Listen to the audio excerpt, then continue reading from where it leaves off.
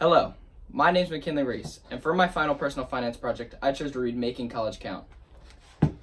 This is because I've already started looking at colleges, and I want to gauge on how to do this and how to make myself as most successful as possible in college. These are the biggest takeaways I took away from the book. Now, these takeaways all revolve around one large main theme that is repeated throughout the book. It is bolded and is heavily emphasized throughout the whole book. And that is the winning characteristics, which I'll get on to later on. But first of all of these takeaways are how to be successful in college, how to make your time the most worth it, to be able to get out and get a good paying job that you want to do. Now, it starts off with how to get into a college, how to choose a college, choosing your major, and then it goes into the winning characteristics. And then from there, it goes into getting good grades and how important your GPA is. It later goes into study habits, your goal setting during college, internships, and knowing how to balance your schedule, as you'll have a lot more free time in college, and also working during colleges and the do's and don'ts with that. Now, with the takeaways, I'm going to start with the winning characteristics, as each other takeaway builds off them. Now, these are the largest emphasis of the book, like I said before, and they're the key to success, as the author puts it. So it helps you in your interview, and they're built through college, and the recruiter looks to see if you have these winning characteristics. Now, they're spelled out in this diagram: college. So the first one is communication. The second one is organization. Third one is leadership. Fourth one is logic. Fifth one, is effort.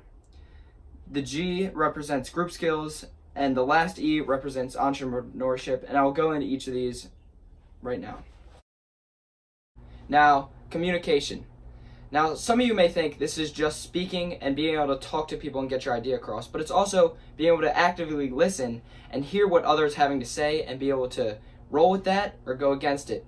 And this is key because when the recruiters are interviewing you for your first job, they need to be able to know that you will better the job, in this sense. The second part of the winning characteristics is organization. Now, the reason why this is a part of the winning characteristics is because real work is high stress and has a large workload, and the recruiters are looking for people who can handle this stress. And being organized is key to be able to handle this type of workload. And you learn this in college during key exam times and tests, when you need to be organized to be able to do well on these tests. The third part of the winning characteristics, leadership. So the jobs that you'll be applying for are in need for a leader, and they need people to make a difference in the job. And recruiters look for these people to change the company that you're applying for, to change the company for the better. And you need to be able to help lead a group at work that's developing a project or something else in that aspect.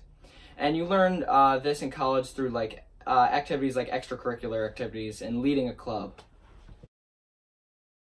The fourth aspect of the winning characteristics is logic. And basically logic means your smarts. So part of the way that a recruiter judges this is through your GPA. And they need people who are logical thinkers to be able to think on their feet and help better the company, and to help make the company make intelligent decisions.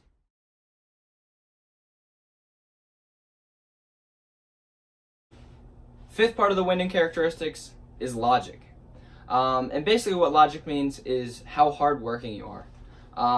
And so basically how the book summarizes it is when the going gets tough, you keep working.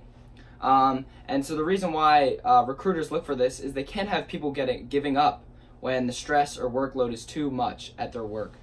And you learn this in college during key exam times, finals week, and stuff like that, when the stress level is so high and you keep powering through that. And in your interview, when you're talking to the recruiter about, oh yeah, I'm hardworking, you actually need to have examples about how you did that in your college days. The sixth part of the winning characteristics is group skills. And basically, it's short and sweet, And you need to know how to work in a group with people, since most of the time at your work, you are going to be working with other people on projects and other things like that. The final part of the college acronym of the winning characteristics is entrepreneurship. And basically what this is you need to be able to change where you work for the better. And a good example to prove this to your recruiter is possibly by starting a club or something other like that at your school to show that you are a leader. Now again, I want to emphasize why I spent so much time talking about this college acronym. And that is because the book, like I said before, spends its whole time reflecting back on these and how to develop these. And as the book says, is the winning characteristics are what makes you successful, and your college time should be spent developing these winning characteristics that I just went through. Another takeaway that I got from this book was choosing your major and also choosing your college. And I'll start with choosing your college. So you want to consider size first. Do you want a small college or do you want a large college? At a small college, you're more likely to have a more personal and smaller feel to it if you're not as outgoing as some, but you're not as likely to have as famous of professors as a large college. And now with a large college, you're also going to have more people, and this is better for people who are more extroverted and want to meet more people. And you also want to consider location. Do you want to be far away or do you want to be close to home? Do you want to be a plane ride or not? And that just depends on if you want to be able to visit home on breaks or not.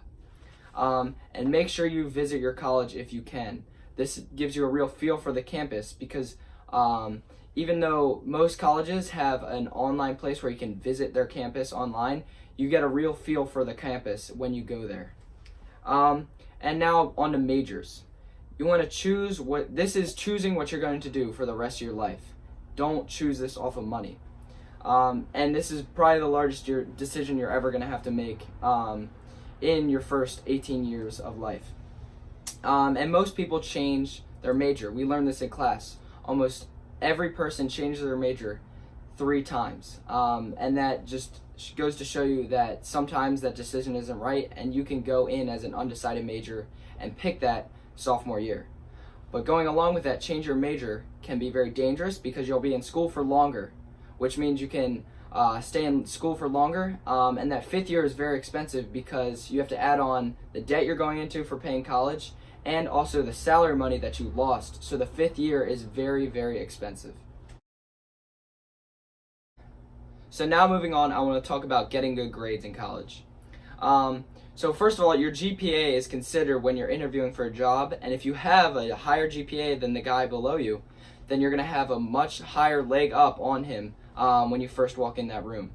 And also, a common misconception is, freshman year it won't matter as much. Your freshman year does matter, as if you're applying for a internship between sophomore and junior year, you're only going to have your freshman year and your sophomore year GPA, and if you did half as well as you did your sophomore year and your freshman year, it's going to pull your GPA way down, and you might not get that internship. And again, that's looked at when you're doing your internships. And this goes back to the winning characteristics of logic. You want to have that good GPA for when you're applying for that job. A very important part of college is your study habits. So the first thing that people talk about when they're talking about studying, did you pull an all-nighter, or have you ever pulled an all-nighter when you're studying for college? And this book says, don't do it. Obviously, you don't want to be popping caffeine and then crash during your test. And usually you're not going to do as well if you stayed up all night. You're going to forget. You would have been better off taking the extra sleep and not studying as much. And study habits, take notes in class, and then take notes that take the large part of those notes that you took in class and put them into another note sheet that you keep. So when it comes to the final exam time, you're not flipping through 150 pages of notes, you're going through your notes. And that's just something that the book recommends.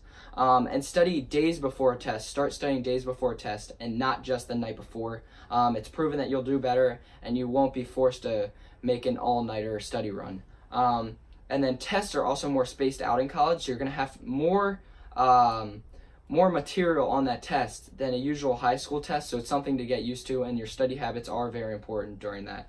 And then another tip that the book says is to find a study buddy. And this only works for some people, but if it does work for you, try it out. So now I want to talk about internships. This is a very important part of college as it gives you that real world experience at that job or your major that you want to. So in the book, the author talks about an internship that he had at a company that he was excited for. And he was hoping, oh yes, I'm going to learn about this major and I'm going to get real world experience so I can get a job. And it actually proved to him that he didn't want to go into that major. So it can either benefit you and give you that real world experience so you know what you're doing in your major, or it can show you that you don't actually want to go in that path. And it also opens up opportunities at that company that you intern at, as it gives you them a 3-month basically interview of you and see how you work. And it gives you, again, like I said, that real world experience that you'd only be able to find at that internship. And they're very valuable, as many candidates that are going in for an interview at a company have interned and have had that real world experience. So without it, you're not going to be able to get that position. All right, so this is the last section, and we're going to talk about balance. So to be successful in college, you need to have a balance between study time, fun time, and downtime. And you need to know how to balance your schedule to fit all of those in there. So you're going to have a lot more free time in college, as you only have probably around 16 hours of classes a week, but you're going to get a lot more homework. So in between classes, you can use that time to study, and the author recommends taking the morning classes so you can get them out of the way in the morning and have your afternoons free for time to study or go out and have fun. And he also touches on working during college. And really, he says, do not work during college, during when college is in session, unless you need the money to do so. Working during the summer is a great experience. It builds character, and it shows you, even if you're working like a terrible job that you don't really want to do or earning minimum wage, it builds character, like I said before. But balance is a very important part of college, and it'll get you through college. And I want to say thank you for watching this. I really enjoyed reading this, and I will definitely take these takeaways that I've learned from reading this book into applying for colleges and knowing how to do so now that I've read this book. Thank you.